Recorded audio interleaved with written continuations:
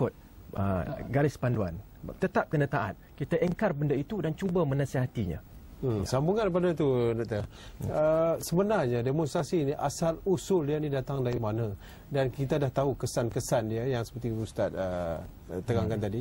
Ini mungkin boleh kita terangkan untuk kita jadikan kita pengalaman dan juga pengetahuan kita bersama. Okey, baik. Terima kasih pada soalan tu lagi. Demonstrasi dari mana? Bila soalan tu keluar, memang jelas menunjukkan demonstrasi bukan daripada Islam. Okey. Ada tak, boleh tak kita tanya soalan, Ustaz, nasihat tu dari mana? Ada tak dalam Islam? Semua orang akan mengatakan nasihat memang ada dalam Islam. Tapi bila satu perkara seperti demonstrasi diperselisihkan, kuat perselisihannya kan, ada kata tak ada. Okey. Jadi itu menunjukkan bukan daripada Islam. Dan kalau kita perhatikan dalam sejarah Rasulullah, sejarah para sahabat, tidak wujud demonstrasi yang diredai oleh Rasulullah sallallahu alaihi wasallam. Tetapi demonstrasi yang tidak diredai ada. Sebagai contoh, demonstrasi pertama yang berlaku yang menyebabkan kematian Osman radhiyallahu anhu ardah. Okey, demonstrasi ini dibawa oleh Abdullah bin Sabah, seorang Yahudi yang mengaku Islam, membuat satu gerakan untuk menjatuhkan Osman atas tuduhan yang tadi lebih kurang apa dia? Osman telah melakukan kezaliman. Osman telah macam-macam yang Osman buat, sedangkan Osman adalah khalifah yang ketiga yang disebutkan Rasulullah sebagai syahid. Jadi dengan itu, asal usul demonstrasi bukan daripada Islam dan dimasukkan ke dalam Islam oleh Abdullah bin Sabah. Okey, dan adalah di kalangan orang Islam yang terpedaya akhirnya mengepung Osman. Okey, sehingga kan Osman terlarang daripada melakukan solat, makanan tidak boleh dimasukkan. Para sahabat mengatakan, wahai Osman, biar kami bantu kamu untuk menyelamatkan kamu, termasuklah Ali dan sahabat-sahabat yang lain, tetapi Osman mendahulukan rakyat. Dan mengorbankan, membenarkan maknanya dirinya dikorbankan daripada rakyat-rakyat yang ramai dikorbankan. Dan apa yang dilakukan oleh Osman sebenarnya adalah satu petunjuk daripada Rasulullah sallallahu alaihi wasallam bahawa perkara ini akan berlaku. Demonstrasi itu akan berlaku di zamannya dan akan menyebabkan Osman terbunuh. Okey, dengan kata-kata Nabi sallallahu alaihi wasallam, sekiranya Allah memberikan kamu pakaian, iaitu pemerintahan, dan ada orang-orang yang munafik dan sebagainya yang ingin kamu lucutkan pakaian itu, maka jangan engkau lucutkan pakaian itu, wahai Osman. Okey, jadi dengan itu jelaslah pada kita bahawa demonstrasi tidak berasal daripada Islam. Baik, terima kasih Ustaz. Kita ada pemanggil seterusnya, Cik Azmi. Hello. Hello. Assalamualaikum, Cik Azmi. Hello. Ya, saya Azmi. Silakan. Ya, silakan. Saya nak tanya kepada dua panel mengenai pandangan setengah pihak yang mengatakan pandangan ulama manhaj salafus salih mengenai keharaman demonstrasi ini hanya terpakai kepada pemerintah yang memakai sistem Islam, iaitu konsep syura, bukan demokrasi. Ya. Boleh huraikan? Baik, terima kasih Cik Azmi.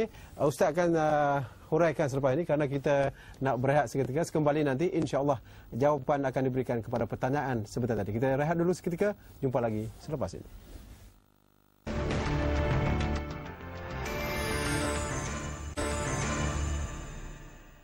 Terima kasih, kita jumpa lagi. Kita berbincang tentang tajuk demonstrasi dari kacamata Islam.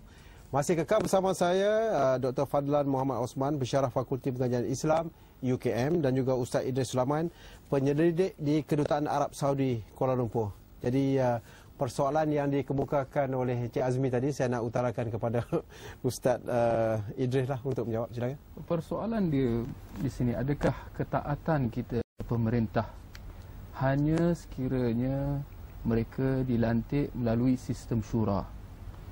Dengan erti kata lain, kalau bukan sistem syura, kita tak payah taat.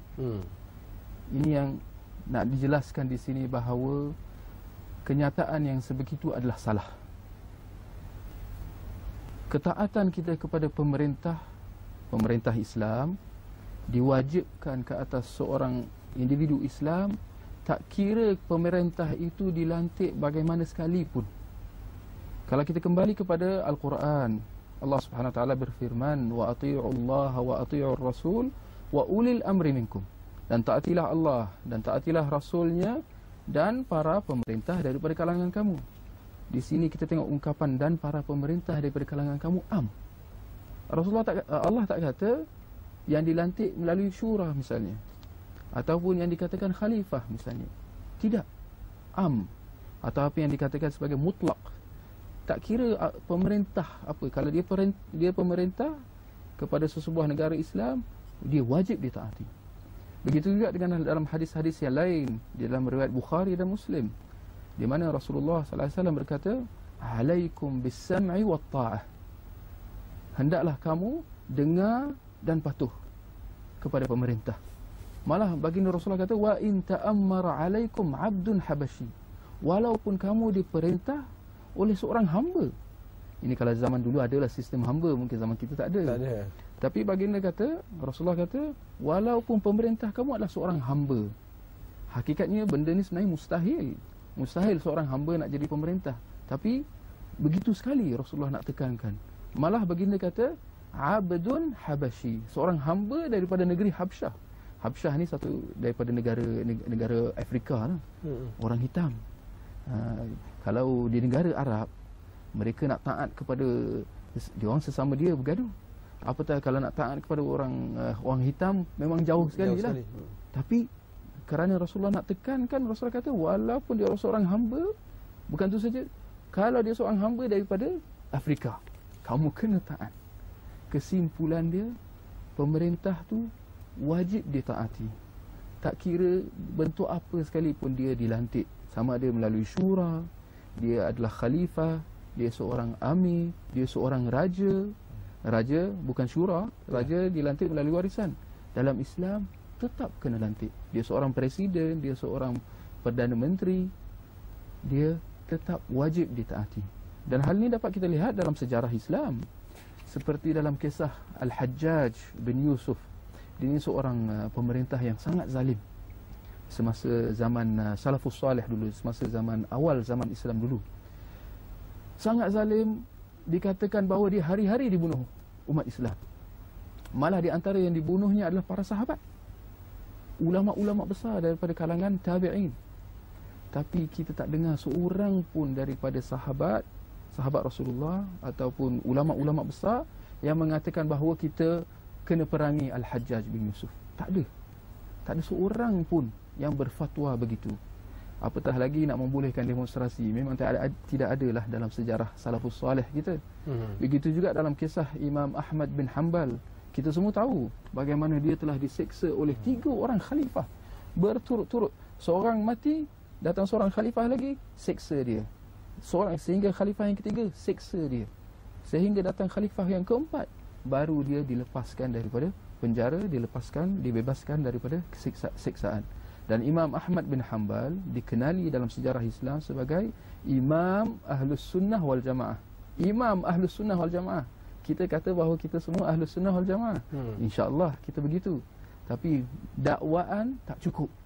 Kena dituruti dengan pelaksanaan. Imam Ahmad tak pernah berfatwa satu fatwa pun, ataupun dia bagi isyarat membolehkan untuk melawan 3 khalifah yang telah menyiksa dia. Tidak pernah. Ini semua sejarah Islam. Begitu juga dengan ulama-ulama yang lain semasa zaman Ibn Taymiyah misalnya. Beliau juga telah diseksa. Malah dia mati dalam penjara, Ibn Taymiyah. Kita semua kenal siapa Ibn Taymiyah, seorang ulama besar di dalam sejarah Islam. Ibn Taymiyah banyak buku-buku yang telah dikarang, ditulis, tak ada pun satu jumlah, satu ayat yang mengatakan dibolehkan memerangi khalifah atau pemerintah yang zalim atau pemerintah yang dilantik bukan dengan cara syura. Tak ada ayat pun Tidak Baik, saya nak bagi Ustaz cakap sebenarnya. Nak ambil pemanggil ni. Halo. Oh, dah putus. Dari Johor. Tak apa, panggil semula. 0326937008. Mungkin Ustaz Fadlan nak tambah tentang itu yang diperkatakan oleh Ustaz Idris sebentar tadi. Ya, okey. Kalau kita perhatikan dalam perbincangan para ulama kita, memang yang pertama ialah sistem yang diamalkan oleh Rasulullah sallallahu alaihi wasallam ialah sistem syura. Ya, begitu. Tetapi dalam perbincangan kitab-kitab fiqh juga, di sisi Ahli Sunnah wal Jamaah, mereka mewajibkan rakyat untuk mentaati pemerintah. Tidak kira cara apa sekalipun. Bahkan terdapat hadis-hadis yang menunjukkan bagaimana kita sekiranya ada pemerintah, kemudian ada satu individu yang cuba untuk merampas kuasa, peringkat pertama kita mestilah bersama dengan pemerintah memerangi individu tersebut. Tetapi katakanlah sekiranya individu itu taghallaba, berjaya untuk merampas kuasa, Okay, tetap para ulama kita mengatakan sesiapa yang memegang tampuk pemerintahan, dialah yang perlu ditaati. Jadi itu menunjukkan, memberi kekuatan kepada apa yang telah dijawab oleh saudara saya, rakan saya, Ustaz Idris, bahawa manhaj salaf as-salih ataupun metodologi ulama yang terdahulu, pioneer dalam umat Islam adalah merangkumi taat kepada mana-mana saja pemerintah dalam apa cara sekalipun dia dilantik. Ya. Dengan syarat di Islam. Ya, dengan Ustaz syarat Idris, di Islam.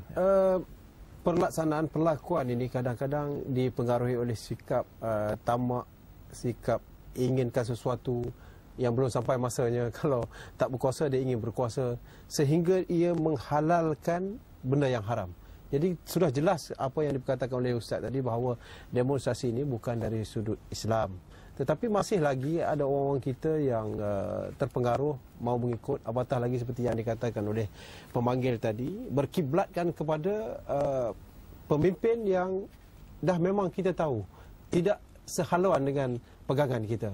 Jadi bagaimana kita nak kembalikan fahaman mereka ini bahawa apa yang cuba dilakukan ini benda yang tak betul.